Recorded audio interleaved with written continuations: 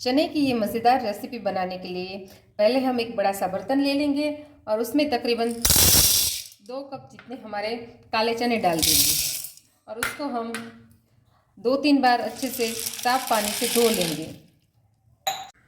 चने को अच्छे से धोने के बाद हम उसमें तकरीबन 3 से 4 गुना पानी से भिगोने के लिए रखेंगे। इसमें पानी का कोई पर्टिकुलर नाप नहीं होता है, जितना आप ज़्यादा पानी रखोगे तो उसी हिसाब से आपके चने अच्छे से भीग के फूल जाएंगे। तो आप देख सकते हैं कि हमने सारे चने अच्छे से भिगो दिए हैं और उसको हम तकरीबन 12 घंटे के लिए भिगोने के लिए रख देंगे। तो अगर आपके पास इतना टाइम नहीं है तो आप 4 या 5 घंटे के लिए गर्म पानी में भिगो के इसको रख सकते हैं। तो रात भर भिगोने के बाद आप देख सकते हैं कि हमारे चने अच्छे से फूल गए हैं और हमने ज़्यादा ही पानी डाला था, इसलिए अभी इसमें पानी और बचा हुआ है। नहीं तो क्या होता है, हम थोड़ा सा ही पानी डालते हैं तो हमारे थोड़े से चने ऊपर वाले चने फूल जाते हैं और जो नीचे वाले चने हैं उसमें पानी कम पड़ता है। तो मैं आपको सजेस्ट करूँगी कि आप पानी को रात भर भिगोने के लिए आप थोड़ा सा ज़्यादा ही पानी डालें। तो अभी हम इसका पानी अच्छे से निकाल देते हैं। इसमें पानी अच्छे से निकालने के बाद इसको हम कुकर में ट्रांसफ़र कर देंगे और इसमें हम तकरीबन 1 चम्मच जितना नमक डालेंगे। नमक आप अपने स्वाद के अनुसार डाल सकते हैं। थोड़ा सा तेल, ताकि सारा पानी जो बाहर निकल के ना आए। और यहाँ पे हम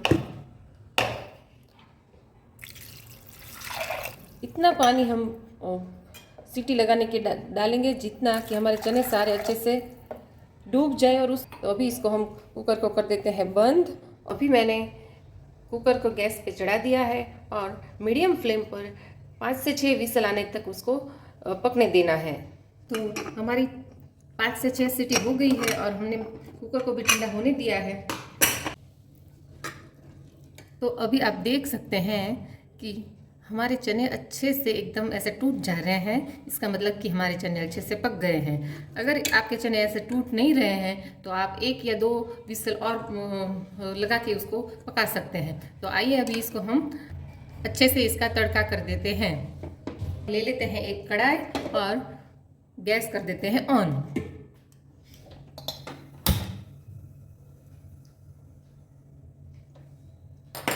यहाँ पे हमें स्लो टू मीडियम फ्लेम रखनी है और उसमें डालेंगे हम तकरीबन 1 चम्मच जितनी हमारी सरसों, और सरसों को थोड़ा छिड़कने देते हैं। तो अभी हमारी राई अच्छे से छिड़कने लगी है तो उसमें हम डालेंगे तकरीबन 2 चम्मच जितना तेल।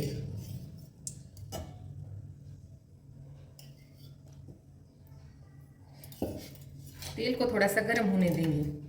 हमारा तेल गर्म हो गया है तो इसमें हम डालेंगे थोड़ा सा जीरा, थोड़ी सी हींग, क्योंकि इसमें चने की सब्जी है तो हम डाइजेस्ट होने के लिए हींग को थोड़ा ज़्यादा ही डालेंगे।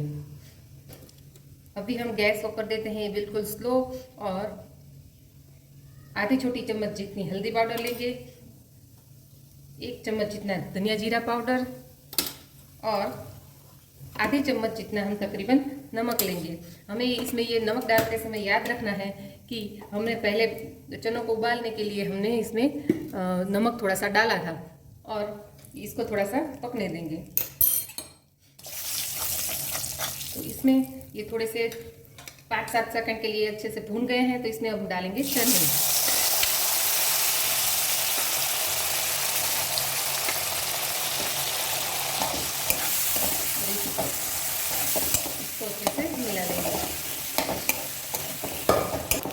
जी हाँ दोस्तों, इसमें बस इतने ही इंग्रेडिएंट्स हमें चाहिए होते हैं और ये सब्ज़ी इतनी बहुत अच्छी बन के रेडी हो जाती है कि सबको बहुत पसंद आती है।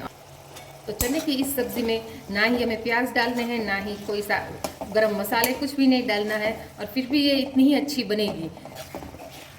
इसको हम तकरीबन 2 से 3 मिनट के लिए अच्छे से पकने देंगे। चने और मसालों को एक साथ मिलने देंगे और इसको थोड़ी थोड़ी देर के बाद हिलाते रहना है। तो क्या होता है दोस्तों कि चने की सब्ज़ी अगर हम थोड़ी तीखी बनाएं तो वो बहुत ही अच्छी लगती है, लेकिन जो बच्चे होते हैं वो इतनी तीखी सब्ज़ी नहीं खाते।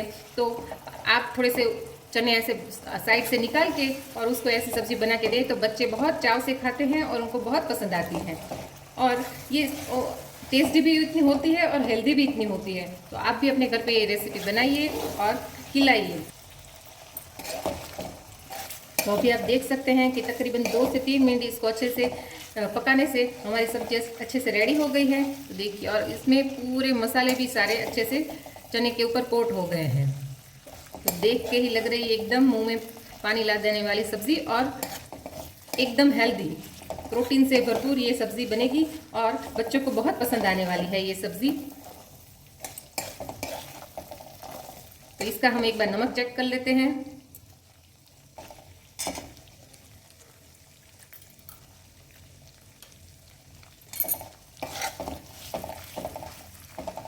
नमक एकदम बराबर है।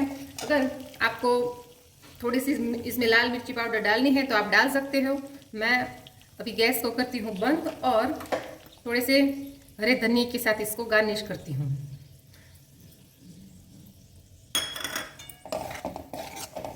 तो रेडी है हमारी स्वादिष्ट, हेल्दी और बिल्कुल 5 मिनट में बन जाने वाली चने की ये सब्ज़ी, जो बच्चों को बहुत पसंद आएगी। तो आप ये रेसिपी अपने घर पे बनाइए और खाइए और मुझे कमेंट सेक्शन में बताना ना भूलें कि आपको ये रेसिपी कैसी लगी।